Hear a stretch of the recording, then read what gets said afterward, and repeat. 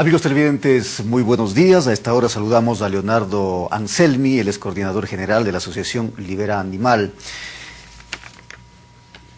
En España, en Cataluña, el Parlamento de Cataluña aprobó la prohibición de las corridas de toros, prohibición que entra en vigencia desde enero del 2012, y con ello se generó un amplio debate en torno a este tema en ese país.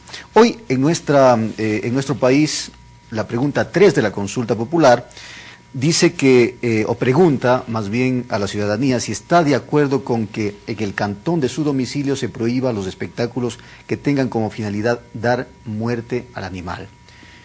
Pediremos un comentario a Leonardo sobre esta pregunta y sobre el trabajo que ha venido realizando justamente esta asociación para, pues, prohibir las corridas de toros principalmente. Bienvenido, Leonardo. Un comentario inicial sobre justamente lo que va a suceder en el Ecuador, o lo que se ha propuesto en el Ecuador en consulta popular, una pregunta para prohibir, entre otros, la muerte de animales en las corridas de toros. Bienvenido.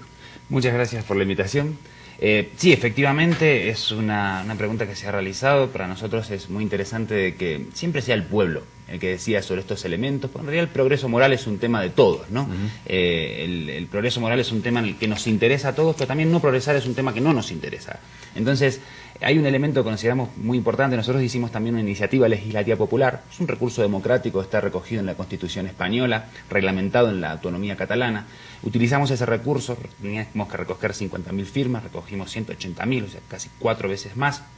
Las presentamos en el Parlamento y tras un proceso que duró casi 3 años, 2 años y medio más o menos, finalmente el 28 de julio se declara la abolición de las corridas de toros en Cataluña y el efecto directo de una abolición, que es una prohibición, entra en vigor el 1 de enero de 2012. ¿Cuál es el argumento principal que ustedes presentaron justamente para ir hacia esa abolición?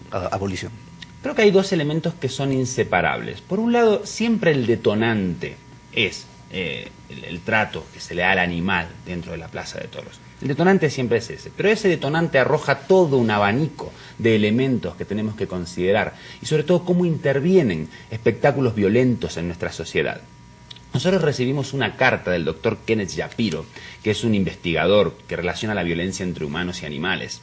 Y más de 200 científicos más han firmado esa carta, donde de una manera muy contundente mantienen de que existe un alto nivel de probabilidad en que las personas que son violentas con los animales también lo sean con las personas. Ellos dicen que violencia es violencia, sea quien sea la víctima, que lo que cambia no es el maltratador, sino la víctima. Entonces, en este sentido, este elemento que ya está comprobado científicamente también fue importante. O sea, ese elemento educativo que tienen los espectáculos públicos tienen que también ser considerados y tenidos en cuenta por nuestra sociedad. Ahora,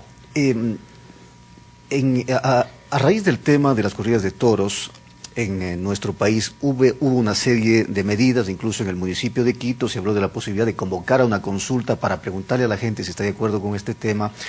Por parte de la Defensoría del Pueblo hubo una prohibición para que los niños menores de 12 años no puedan acudir a las corridas de toros. Pero aquí nace otro tema que en determinado momento incluso le preguntamos al propio presidente de la República, o le hicimos la reflexión al presidente y le decíamos, si bien es cierto, pues son actos, para mi concepto, personalmente actos degradantes en que se tortura a un animal, se lo mata y además de eso la gente aplaude por este hecho, pero las personas que van a una plaza de toros están en su derecho de ir a esa plaza de toros. Nadie les obliga, y también a la gente que no le gusta, pues tienen el derecho de no ir.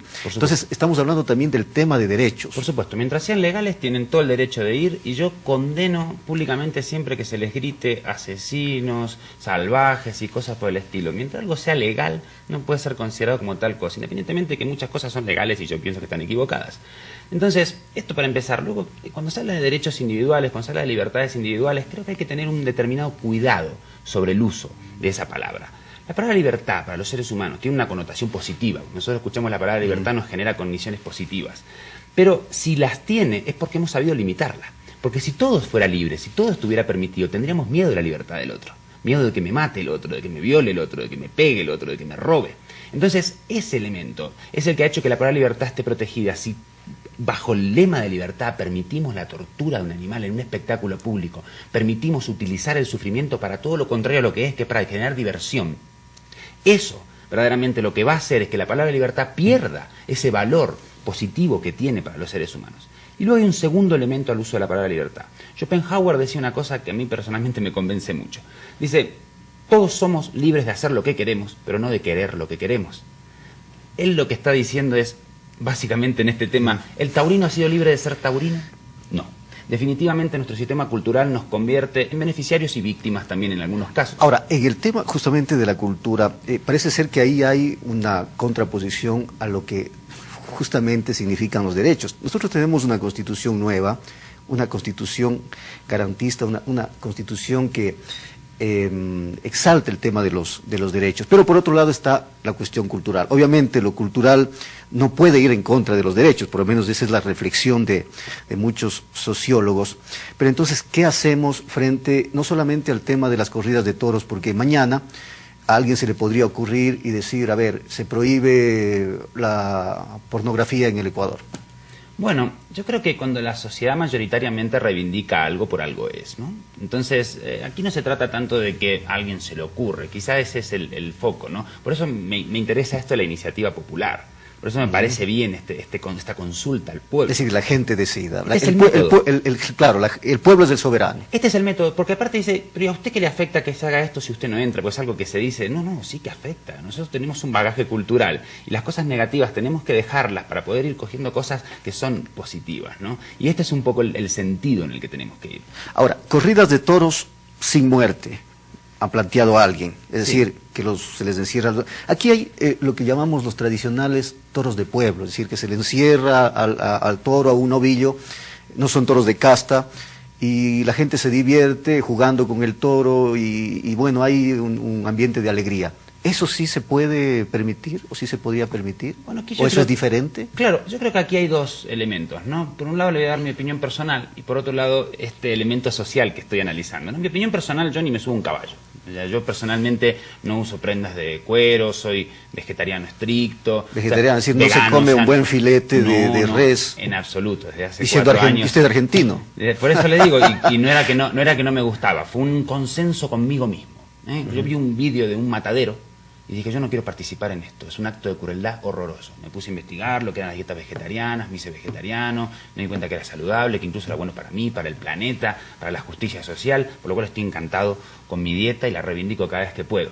Pero eso es un consenso conmigo mismo, porque es una decisión individual. Sin embargo, hay decisiones que son sociales. La tauromaquia tiene una proyección pública al ser un espectáculo, por lo cual es una decisión social.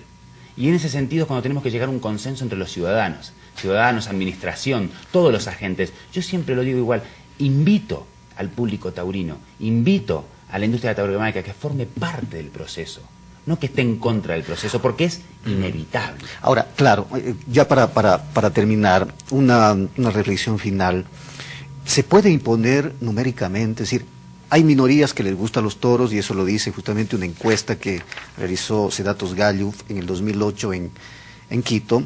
El 74% de la población no le gustan las corridas, el 86% no va a las corridas y el 61% quiere prohibirla. Es decir, hay una mayoría que al parecer está en contra, pero hay una minoría que no. ¿Puede imponer a través de una consulta, a través de una posición numérica, el criterio de una mayoría? Claro.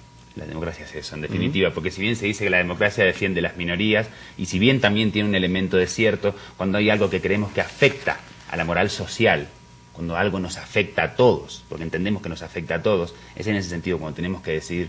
Yo voy a decir una cosa, tanto la corrida de toros al ser un espectáculo y tener una proyección pública genera un efecto educativo, a mi modo de ver negativo, también la ley genera un efecto positivo en términos educativos.